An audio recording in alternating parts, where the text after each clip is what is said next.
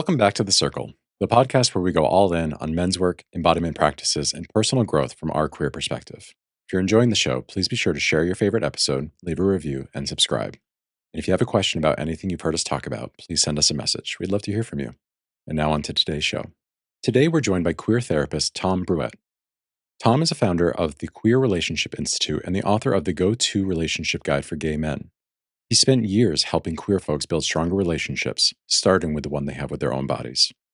For many of us, early sexual experiences were influenced by fear, secrecy, scarcity, and even performance. How have these messages impacted our connection to desire and pleasure?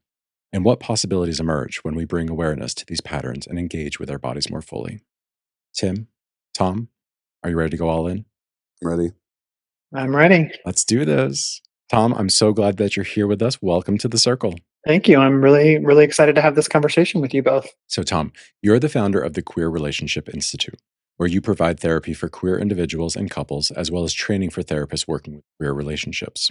Could you share more about the mission and the services of the Institute? Sure.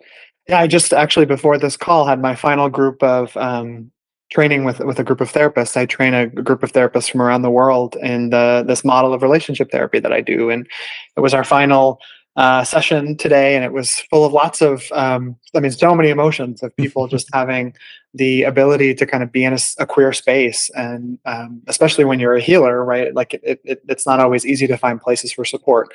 So the biggest kind of mission of the Queer Relationship Institute is to provide training and support for therapists and coaches who want to help other people in queer relationships. I also do individual therapy and couples therapy and all that kind of stuff too. So part of your work is about embodiment. Am I right about that? Mm-hmm. I'm curious if we could just start off with, my experience in men's work has been that a lot of men struggle with their relationship with their body or could be served with a deepening of their relationship with their body. I'm wondering if you could speak, A, about men in general, and then how queer men might differ or special circumstances that we might find ourselves in that are maybe not totally shared. Yeah, I think gender plays a huge role in this. And so if we're socialized, raised male, right, there are certain aspects of the body that are okay. It's okay to be strong. It's okay to have muscles. It's not okay to be soft. It's not okay usually to have certain kinds of emotions. Anger is okay, but sadness and grief can be often looked down upon. And so I think when you layer on that the experience of being a queer guy, I mean, there's a quote that I really love about this is this idea that, like, as queer men, we are sort of the spies into hypermasculinity because we have to be like that much more on guard because we're hiding aspects of who we actually are. And so you take all this stuff, all the crap that we have to deal with as men, and then you just amplify it when you're in a queer body. Yeah, thank you for that. Because in men's workspaces, and an embodiment practice, we will often ask people to come into different practices and then have an experience of themselves. And I find that it is really hard for men to do that, especially if they're new to the practice. And I think part of it is what you just said, where we've been told some of these experiences are okay. And so those I think we have quicker access to, like anger. But then there's this gigantic swath of human experience that we were told is not okay or non-optimal, certainly not the ideal sexy Marlboro man. And so then we don't have any sort of access to it because we haven't been given tools or seen it modeled, which is why we are all doing the work we're doing so that we can start to model that. Mm-hmm. And so that quote that you shared of us being like the spies into the hypermasculinity, I really love that. And it resonates with me because I can relate to really masquerading and trying to like fit and shift myself to fit certain molds. But what that did is it took me away from my authenticity and my actual embodied experience. And so I'm curious, how do you work with queer men to help them come back into their embodied experience? So that is the root of all of the work that I do is rooted in the theory and the model of my mentors, Dr. Ellen Bader and Peter Pearson. And they have this model of relationship therapy that is built on understanding attachment science, understanding the brain. But then the big piece that I think is important for queer men is the differentiation piece. And so having the ability, like you said, to go inward and to know what you want, feel, long for, desire, like so often we are cut off from that because we're playing a role in society in some way. And so a lot of the work that I do is around helping people reconnect with themselves. And it's, yeah, part of it is your mind and the mental piece of it, but a lot of it is the body and even the spiritual. Is that the gateway? I'm thinking in this moment about my own personal experience and how does a queer person know what is their authentic expression, what they really want if we have spent decades or lifetimes trying to be something else. And I have to imagine that you've encountered this. I've been working really hard to be strong enough, smart enough, successful enough, earn your love, not get my ass kicked, whatever. So, how does that person start the process of understanding what it is they really want when that hasn't been the priority for very legitimate reasons? I want to make sure that's really clear. Mhm. What we've done for our own safety is not something we should judge ourselves for. But if we want to heal and grow, we have to kind of meet it. So, what do you do? It actually takes a lot of courage and experimentation and risk taking. Mm. I mean, to do this process of differentiation, right? It's to go inward and actually connect with yourself and then tolerate the tension when you hold on to yourself in relationship with somebody else is not something that many people are taught, and certainly not a lot of men. And so I think, like you said, have some compassion and grace with ourselves, but then get outside of our comfort zone, take some risks, experiment, try some new things. And many of us didn't have an adolescence at the same time as we physically had our adolescence. We physically go through adolescence at the same time as a lot of our straight counterparts, but we go through, I think, our emotional and spiritual adolescence a lot later, usually after we come to terms with or, get to know more about ourselves or our identities or anything like that. And adolescence is, like, by definition, a period of exploration. And so if we haven't had that freedom or that exploration, I think when we get to adulthood and we wake up and we're like, oh gosh, we're doing this job that we hate and we're miserable.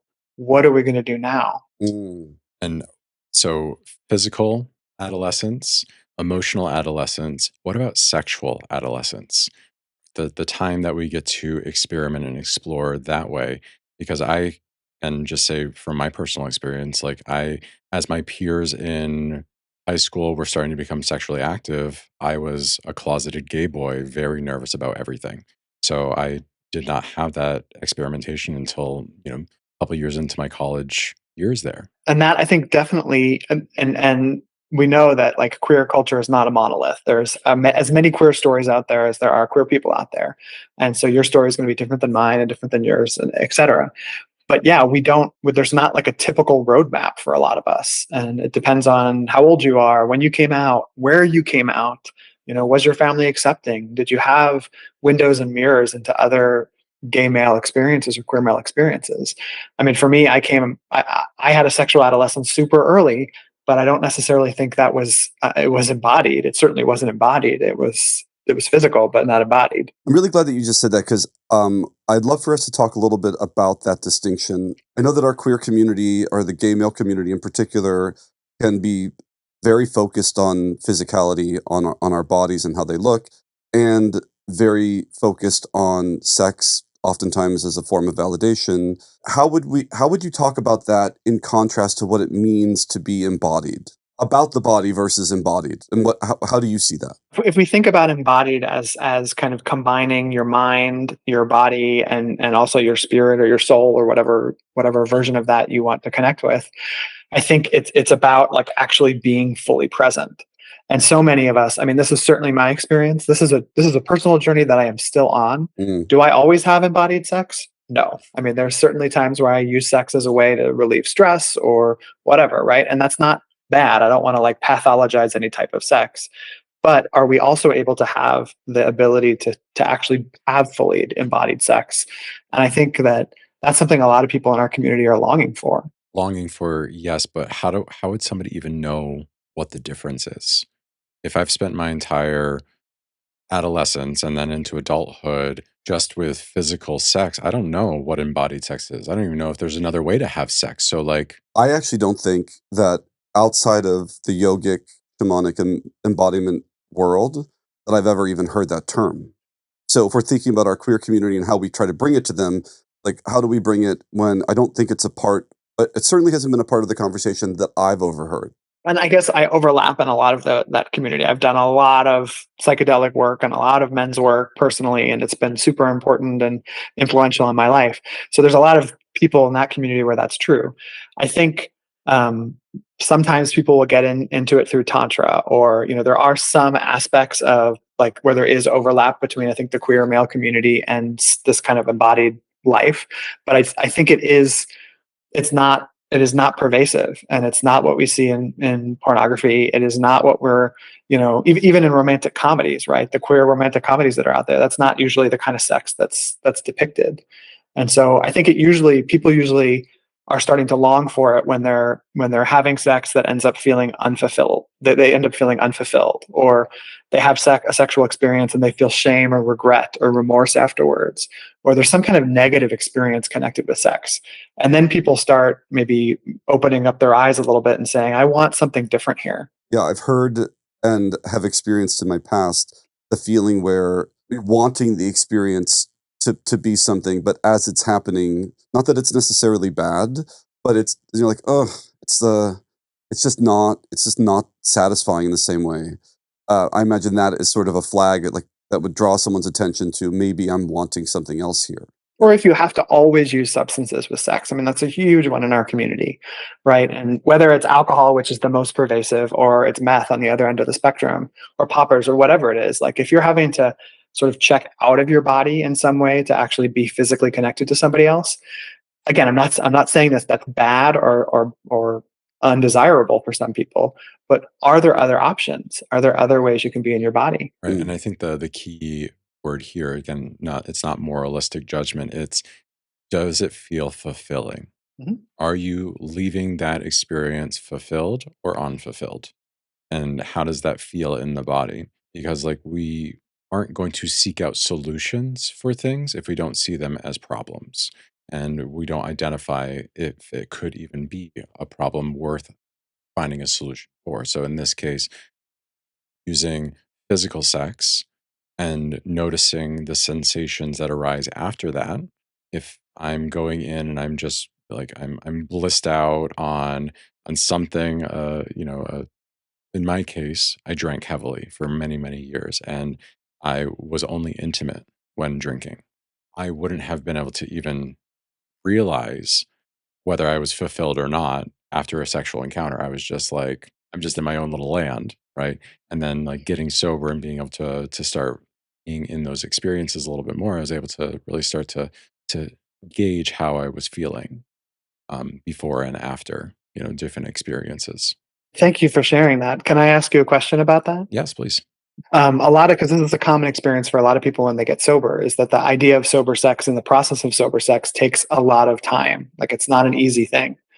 And so I'm wondering if you had that experience, if it was difficult for you to actually like have some more embodied or sober sex, and not that they're the same. Yeah. So there were moments of challenge, and during my transition from heavily drinking and drugging to then being fully sober, I dabbled into BDSM as a way Mhm. to become a little bit more embodied in my relations, because it took a little bit of the just straight sexual component off of it. So I could still be intimate with a partner without necessarily having to bring sex into the equation.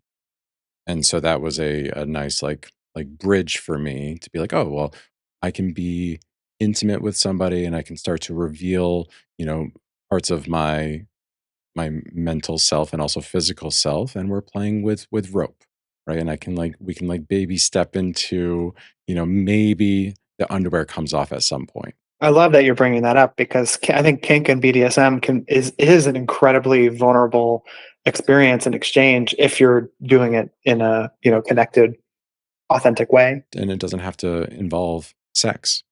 Mhm. And so it can be a nice way to, for me anyway, to develop some intimacy without having to be fully sexually intimate. So I'm curious for you. So you talked initially about your mentors and teachers being focused on attachment. And so what led you from being curious of attachment theory and that sort of world to then bringing in sex therapy? What was the bridge for you? The bridge for me was I do a lot of relational work, a lot of work with gay men. I was in the Bay Area for 10 years. And so I was working with a lot of men. And there were a lot of sex, situations that were coming up that I just didn't feel prepared to know how to help people with. And so I thought becoming a sex therapist, I would go to sex therapy school and I would get these great mentors and I would learn a lot, from the schools.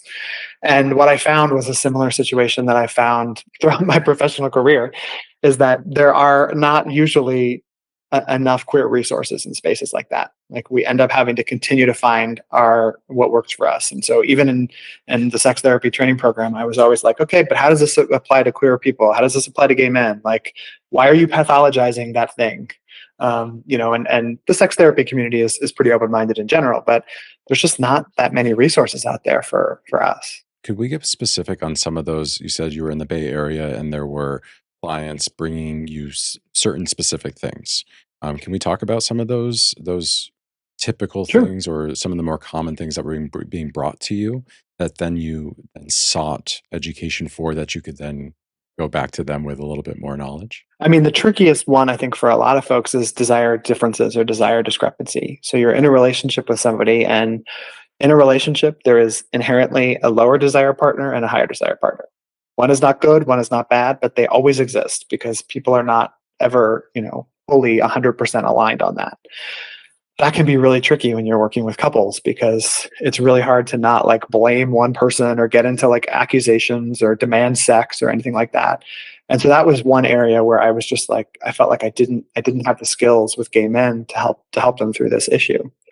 Um, Another issue certainly is substances. I mean, I worked a lot with meth and gay men in my early career, and I worked in a rehab for a while. And there, I think coming off of a substance like meth is so complicated, and it there's so many different layers. And when you mix it with sex, and it makes sex, it's like I'm not going to remember the right statistic, but like 500, times the power of dopamine released than just an orgasm on its own. So it's like when you put an orgasm and meth together, it's like a perfect storm for um, kind of filling some of those voids we have as gay men. If we could go back to the desire discrepancy, which I find really fascinating, I'm curious. I have to imagine that that is a challenge for any person in a relationship, queer or not queer. So I'm curious, how is it specifically challenging for queer people? And I think I have an idea, but I'd like to hear from you about. I have to imagine. I'll just say it. I have to imagine for people in relationships who are also getting a lot of validation from sex, the not getting sex or feeling forced to give sex might carry a weight. But I'd be curious to hear what you've learned and what you know. There's so many myths too that like gay men just love sex and they're all sex, sex, sex, sex, sex. And so then if you find yourself in a relationship, kind of like you're saying, where like, where did the sex go? You take it super personally, and then it shows up in lots of different other areas of your connection. And if you just stop personalizing it and figure out, okay, we're just different. We have different wirings, different ways that we're made up. How can we actually just like find something on the sexual menu that works for both of us? And what are the things that turn you on so that we can maybe do that together instead of blame and accuse and all that kind of stuff. But the differences for gay men, I think, are like right from what we started with how sexualized we are, and how it's all there's so much pressure on bodies and how you look and how big your dick is, and how many dicks you could take. And I mean, there's just like so many things there to complicate the situation. Mm. I've been over a year now off of Grinder, Scruff, and any gay dating app because I couldn't handle it anymore. I could not handle one more person asking for a dick pic. I could not handle just the way that I was being engaged with any further. And it really like I just like I felt so much shame. Like I struggle every day. I look in the mirror and I'm like, I'm not sexy enough. I'm not fit enough. My dick's not big enough. Like all of these things. And it's just like I had to remove myself from that environment because I had to just focus on myself for a little bit. I was like, I need to love myself a little bit more before I even play in these waters again, because it's just too cutthroat for me right now. The hypersexualized nature. We live in Provincetown, Massachusetts, so We're in a gay vacation town. My favorite place in the world. Yay! Well, when you come to town, please come visit us. It really is a magical slice of land, and it's also very hypersexualized, and that's not good or bad. I feel like if people are listening to this and they're interested in trying to understand the level of embodiment that they have with their sex currently, if they want to deepen that, as a yoga teacher, I hear a lot about tantra, and then so what I've learned is that a lot of people really misunderstand tantra, and tantra is actually like a deeply robust philosophical system that is like with lots and lots of practice. So I often say, oh, if you're talking about real tantric sex, it would probably look more like a deep, long breath practice, and than it would like the Karma Sutra, like crazy positions, right? And so it seems as if embodied sex means first starting to have a relationship with your own embodiment and then bringing that into the situation. So when you're working with clients who are interested in cultivating this, where do you start? What are some first steps for them? Because I'm a therapist, right? There are certain restrictions and boundaries. So I'm not touching people. I'm not like having them have sex or in my office, but I am helping them kind of talk through some things that they can do. So as you were talking, the image that came to mind for me was like, okay, like what are the parts of your body that you like, and what are the parts, or even tolerate? What are the parts of your body you tolerate? Because not many of us have parts of our body that we even would say we like. Can you like just connect with a part of your body that you tolerate, and can you just breathe into that a little bit? And Mm. just kind of be with that part of your body. And then you could work up to, okay, are there some parts of your body that you really don't like? Your stomach hanging over your pants. Is that something that you can just soften up a little bit and breathe into? But as we move to more embodied sex with partners, I think there is a way in which we allow ourselves to be fully seen and then felt and tasted and all the other things by somebody else. But it takes being kind of actually able to be in your own body, and whatever um, messy or lovely or whatever the relationship is with your own body, you've got to start there. It's why in the men's workspace, the body scan, I think, is such an important practice. Scanning through the body, starting to look for different sensations, identify them by quality and location. Sometimes ask yourself, is there an emotion? It seems so simple. And yet I believe through observation and through personal experience that most of us are not asking ourselves or checking in with how we're actually feeling. And so then we're not super good at it. So the idea of find one place, if I heard you correctly, find one place that you can tolerate and just send your awareness there with some breath is huge. So if you're listening, yeah, it sounds simple. And yes, you could probably do it in 30 seconds if that's all you had.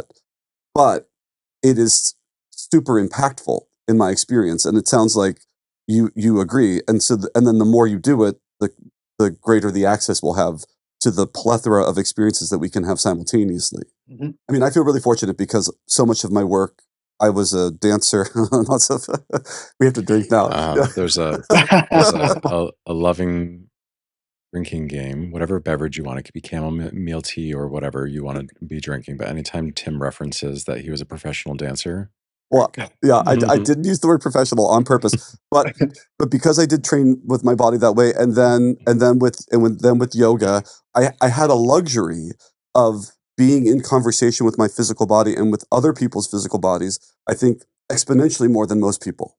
And then through this work and in facilitating groups, I realized, oh, a lot of people haven't. Not only have they not had the luxury I've had, they've had almost none. And so I see the healing, and that's partly why these circles exist, to bring some of it. How are you feeling in any given moment? The Yeah. relationship that we have to our bodies could be intolerable. It could be like for a long time, my body scans stopped at my neck. Like I really could not bring myself into my body. There was a gatekeeper at my neck that said, "Nope, your attention does not come into the body." It was trauma. It was all sorts of things that prevented me from like going through. And it was practice. It was very similar to what you said. Like find a place that is a little comfortable. Well, so in the circles, I've noticed that sometimes if it feels like we're getting too self-helpy, too that sometimes also presses a pause button for men. I had one guy in particular who would just answer fine. I feel fine. I feel and so this to me then feels like why something like a yoga class that someone might perceive as maybe a little bit more fitness or other sort. So, what are some things that are access points for people who might not feel safe in a deeply demonic spiritual space, or maybe they don't even feel deeply comfortable in a therapeutic space? Like, where Mhm. what are things that they can do, or places they could go? I think yoga is a great place to start, but also is walking. I mean, if you're just walking in nature and you're paying attention to your five senses, whether you believe it or not, that's mindfulness. Hmm. And so mindfulness is just paying attention to what's happening now. That's it. So whatever you're doing that's paying attention to what's happening now, that's as simple as it gets. So, ecstatic dance, if you're somebody who likes to dance. I think even going out to a club and dancing. But if you're not, fully out of your mind, can you just be with the music? Can you allow the music to kind of take over your body in some way, or like be present with what's happening in your body with the music? There's so many different ways that people can do this. It doesn't have to be formal. It doesn't have to be therapy. It doesn't have to be. I mean, I do love. I've caught a few of your Instagram lives where you're doing breath practices, and like, I mean, what a great free resource for our community. Thank I mean, you. you don't even have to pay a lot of money for it right now, right? Sorry, that's big mission of ours is how can we bring this work to more people? How do we make it more accessible to more people? And the reason why we're doing the Instagram live breath practices is for a couple of reasons. One is that a 60-minute class is sometimes a high barrier to entry for a lot of people. Especially if you have to travel to it. If you have to travel to it, and now all of a sudden it's not a 60-minute commitment, it's an hour and a half commitment. And that is a huge barrier to entry for many people. The other is that sometimes in person is scary. And so let's figure out a way to do that virtually.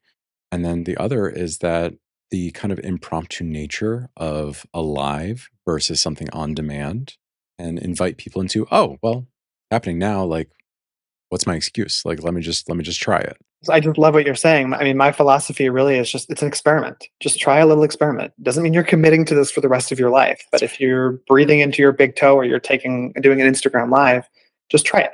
What do you have to lose? So in men's workspaces, we talk a lot about the nervous system. I'm just going to speak from my own experience. When I was a young gay boy and then moving into New York City to become a professional dancer, Drink. All drink. right. um, I We'll be was, so hydrated by the end of this. yeah, because I'm just going to keep saying it now. I was crippled with anxiety that would manifest as like pretty intense digestive like issues, and it would create a thing where I would sometimes choose to not eat if I had to go out because I would be afraid that I would have to use the bathroom. There would be moments when I would be afraid, like in performances, to be like, if I can't make it on stage, like this is what you should do without me, like that kind of thing. And and what I've learned in personal experience and then observing is that these practices really were and have been a tool. Believe it or not, I'm way more relaxed and less anxious than I have been. So yeah, a lot of progress has been made. Now to the question of we in men's work, we'll talk about the nervous system and sort of moving charges, um, dispersing these things, and I sometimes relate it to ducks flapping their wings or dogs sort of like you know. Um, do you work in that way? Do you talk about it like that? And do you find that helpful? And if not, what would be? I talk about the brain a lot because when I'm doing couples work or relational work, like it's a lot of people who are in their brains. And so just understanding the way that the brain works in conflict and understanding like the hand model of the brain, Dan Siegel's model, where it's very, very simple. These are your four frontal fingers or your frontal cortex. That's the thinking brain. Your thumb is your amygdala, your fight, flight, freeze. And so if you are activated in the way you're talking about, if you're anxious and your thumb is out, you can't think, right? So you just have to stop. You have to get into your body in that moment. And then you do brainstem exercises, which is breathing exercises or getting into your body. That's the only way that you can actually get back into your body and into your nervous system if your thumb is out. And so that's like the most important thing that I teach couples right away is like you have to understand this is neuroscience. And then, how can you bring it into your body in a way that actually can give you some freedom? Wait, that is so huge that I'm gonna try to say it again and then have you say it again because I think we really need to because I think sometimes with men's work, people think of it as sort of like, up on the mountaintop, like rubbing the crystals together, sort of like, whatever. And you're like, no, this is real. Our brains and our nervous systems are a system. And if we are one pedal is pressed all the way, we have to do something, or we're not going to change that. And that's what I'm hearing. We have to make a change physically, or we can't think our way out of an intense amygdala fear response. Is that what I'm hearing? Yes, because the brain, you have to do brainstem activities. Brainstem activities are the brainstem is the oldest part of the brain. So it's getting into the body. It's what controls sex, appetite, all that kind of stuff. So you have to get into the body in some way. There's lots of different ways you can do that, but you have to get into the body. So you're talking about movement, posture, breath, sound, all of the things that we're doing in embodiment practices are ways. And I'm only getting excited because I've said this. I'm like, you guys take these things if they work for you and bring them into your life when you can. So yes, there are times where we do something called like a Shakti shake. Maybe you can't always do that, when you're stressed out before your business meeting, but you can do deep regulated breath. And there's like all these different kinds that people don't even have to know you're doing, right? And so yes, it's like these tools that can actually create a real shift. And then that shift can allow you what sounds like some space for more conscious choice making. It's the only way. It's literally the only way. If you don't do that, your thumb is not going to come back online and your frontal cortex is not going to come back online, and then you can't think. You're not going to have executive function. So exactly. So okay, so just a little bit more about that then. We're being dominated right now by our reptilian like brain, our amygdala. And then if we don't take action, are we basically just in instinct and survival? Can you speak a little bit about that? So yes, if your amygdala is activated, the first step is noticing that that's happening. So many people don't even know it. They've been in that space for so long that they just react.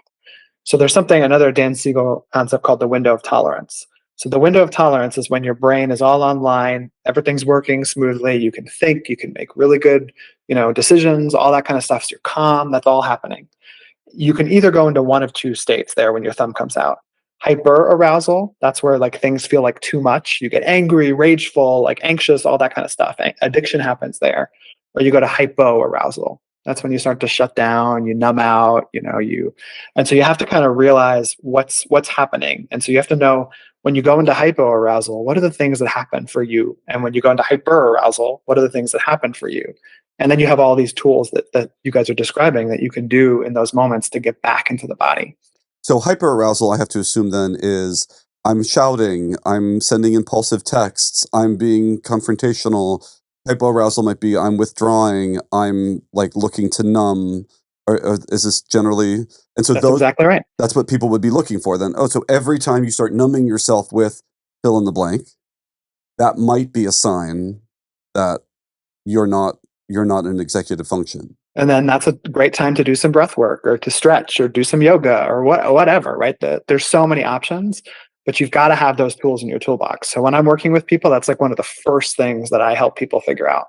Oh, I love that. And such a powerful reflection of like the power of these practices, like how to get us back into that state where we can be making the best decisions that we can for ourselves.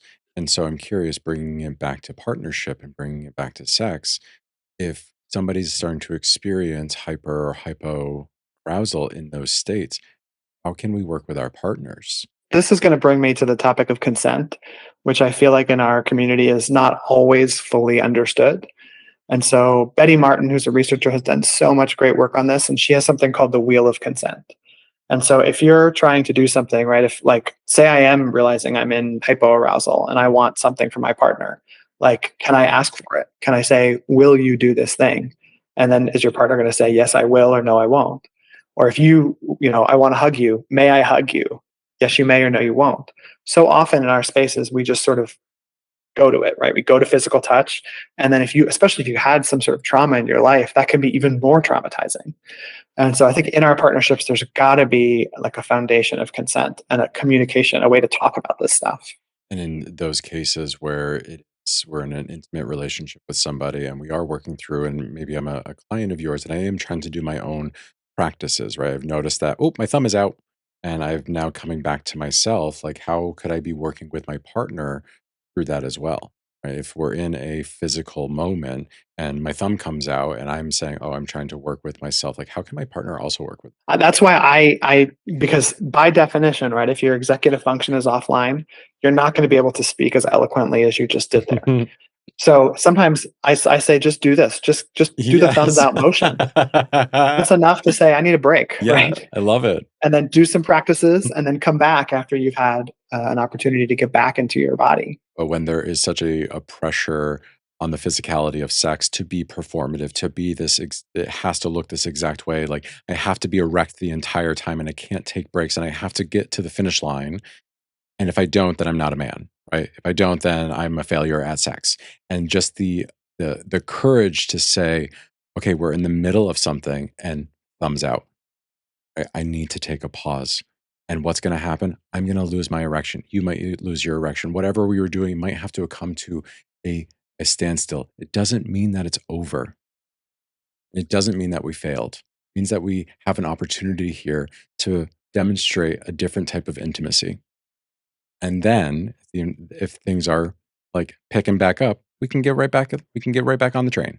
I'm curious. It sounds to me like this awareness of our amygdala, i.e., our thumb out, versus not, probably pops up um, mainly outside of a sexual context. And Not so, always. yeah, I mean, not always, but I feel like a lot of this practice isn't. I know that we're talking about embodied sex today, but a lot of the practice of being able to communicate with your partner that you have slipped into that state or that you are in a bit of overwhelm, a lot of that practice is going to happen day to day, like over the dishes, on the phone, like that kind of thing. And then yes, of course, it could find itself in the bedroom, but the practice doesn't have to be exclusively in the bedroom. Am I hearing you right? Absolutely right. Yeah, absolutely right. And the way you were just describing, like saying my thumbs out during sex and your erections, I mean, that is like real vulnerability. That is super authentic.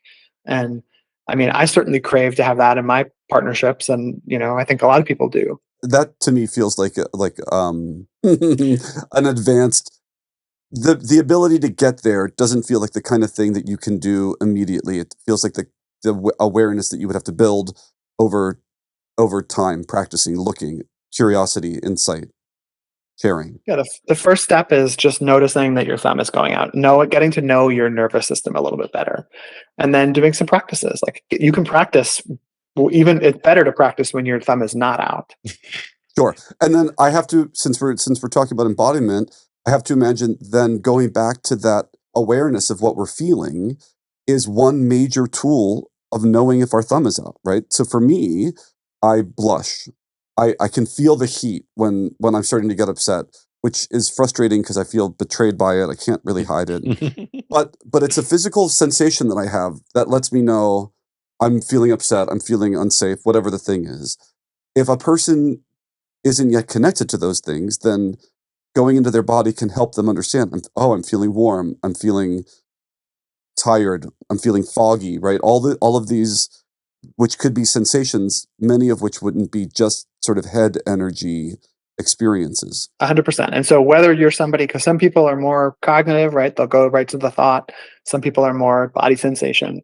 However your nervous system works, it's okay. Start there. What would be the difference there? Like if somebody is like more cognitive, what might they be? What dialogue might they be having with themselves versus more of the felt sense? Like, get an example there. Yeah. So the felt sense is going to be more like, ooh, I'm feeling like my stomach is hurting, or, ooh, I'm blushing, or, that's going to be more the physical. The thought is going to be more like, oh gosh, I've got a million different things to do today. Oh, did I do that right? Oh, I don't think I did that right. Like that voice inside that is just never going to let you off that hamster wheel. So let's for a moment assume that in a partnership, two people are both relaxed and in executive function, and they want to start to bring a deeper level of embodiment into their intimacy and sexual interaction. How might someone just learning begin? I mean, there's lots of different routes here, but the one that's coming to mind as you're asking that question is something called sensate focused. And so it's actually a practice where it's not orgasm focused. So take orgasm off the table. I know there's so much pressure, right, to have an orgasm. Orgasm is what sex is. And just like it's a multiple session kind of protocol where you're going to first start fully clothed, and maybe you're going to just like hold hands lying in bed, or rub each other's shoulders, or like do something that feels good. And with consent, practice like, may I rub your shoulders? Like, does this feel good? Do you want it harder? Do you want it softer? Like, to get into the practice of communicating when there's no pressure of sex whatsoever, no pressure of orgasm. That's a really good place for a lot of people to start. It feels super weird. People don't love that idea. But the freedom that can come when you take orgasm and sex and penetrative sex off the table is just huge. Like, if I got on the apps today, like, how would I even like talk to a partner about that? Like, I'm like, hey, do you want to come over and just rub my shoulders? Right? Like that seems so foreign in gay culture today. Yeah. Right. Like, I want the button that says shoulder rubs. I'll take truly, them. but the amount of times that I've been shamed for like even including side on my profile back in the day, like I'm like, I can't even ask for a shoulder massage. Like I love this. I love this so much because like that is such an intimate moment that seems really far away for, at least for me. I want it, I crave it, but like, how do I even like ask for it? How do I even get it? But even if you're going to ask for a blowjob, right? Like there are the blowjobs on the app where it's like the guy comes over, blowjob, and leaves, right? Can you turn that into a moment that actually has a little bit more connection? Can you look into each other's eyes? Can you touch his body in a different way? Like, are there ways that you can, even in those small interactions, because I know it's really easy to find those, can you try to bring some connection into those moments? That example is a practice that one person could be doing without having a big conversation. So right now we're talking about trying to have an embodied experience from a grinder. Chances are you don't know this person, right? That could still be something that if I'm working with my own experience of embodiment, I'm gonna bring some touch. You don't have to tell the person, I'm gonna practice some embodiment, like sensational awareness while I like approach your genitals before I do the thing to them that we agreed to, right? Yeah. Which, by the way, is really sexy. So I'm going to use that. So this is like, so if someone's listening, it doesn't have to be, because part of what I'm hearing you say is, with two people who really care and are trying to meet each other, you could then have a really robust conversation about how to meet each other.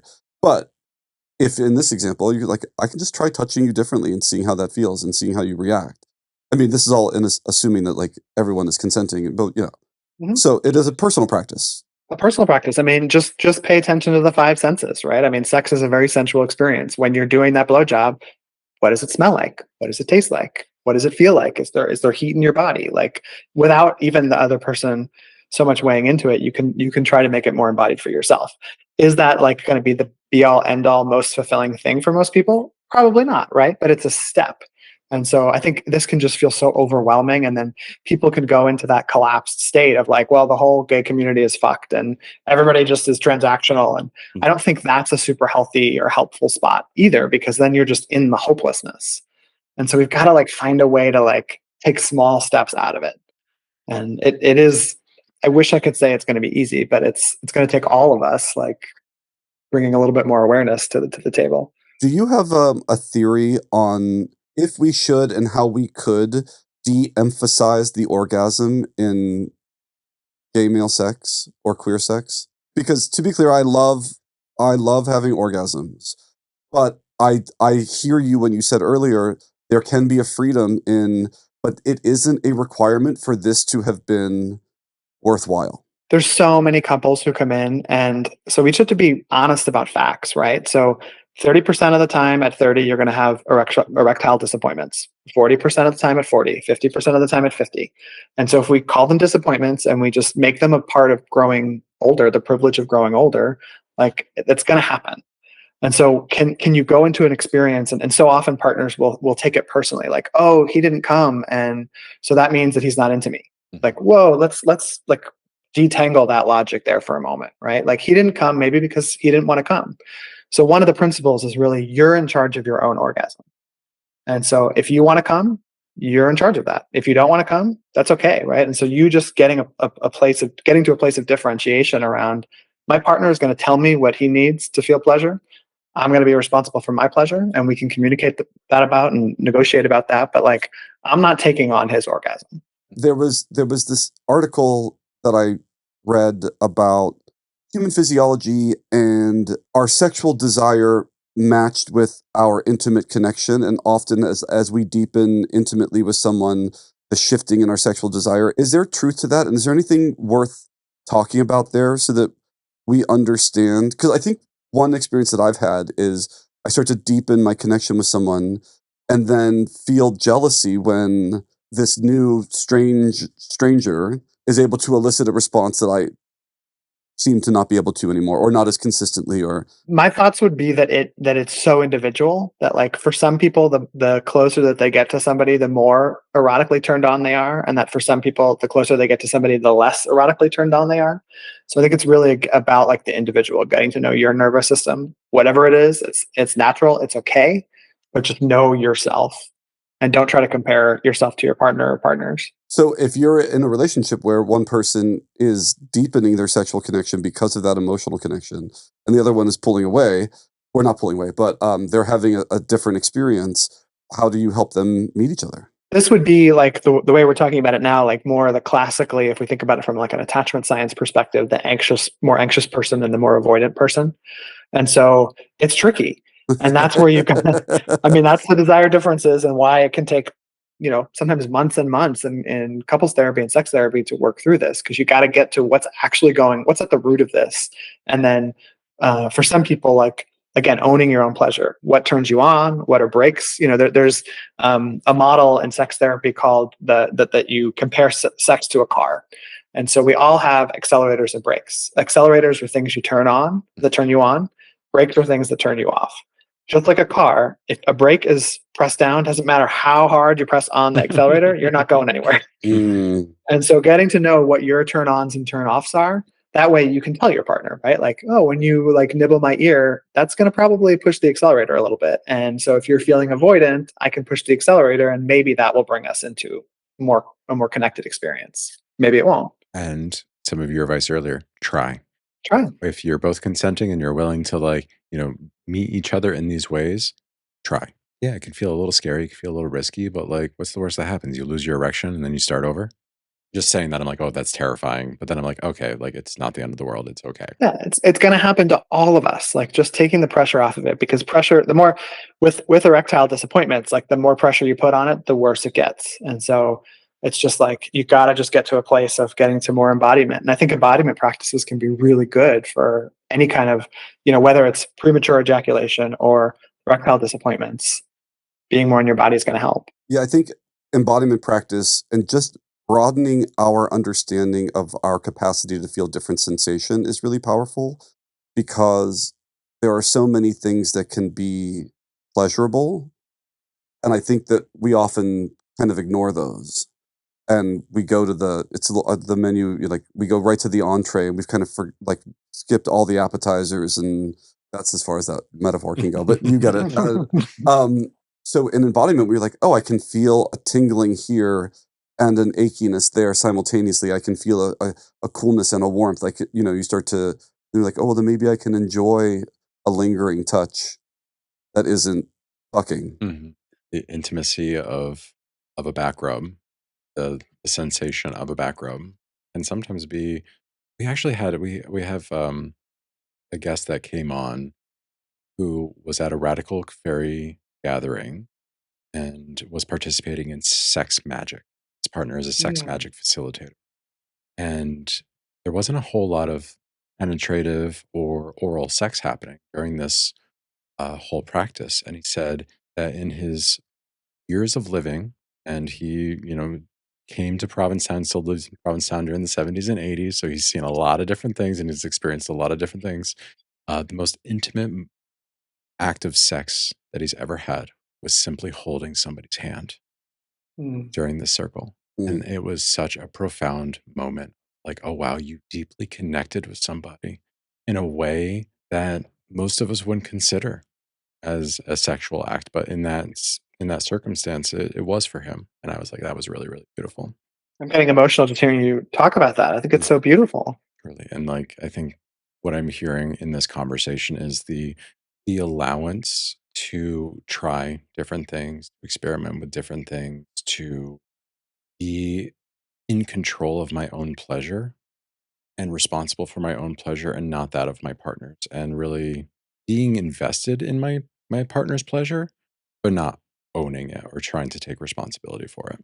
being open to doing things that may enhance their pleasure, but not taking it on as your full responsibility. And being in an embodied state where I can first and foremost understand what's going on with myself. Is my thumb out or is my thumb in? What's happening there? And then being able to work with myself and then ultimately with somebody else to see what experiences I can have from there. With that, I am feeling very complete with this conversation. So we're just going to make the rounds. Tim, how are you feeling? I feel complete. Tom? Yeah, I just want to say, like, I am not an expert in this. I am in the trenches trying to figure this out for myself just as much as I'm trying to like help others.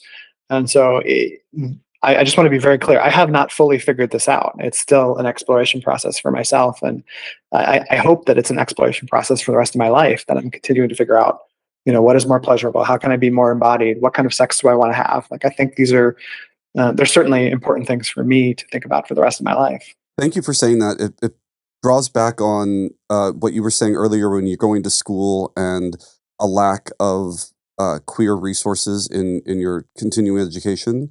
We're not experts in queer men's embodiment either. We just are hopefully the beginning of a conversation that we will deepen and deepen.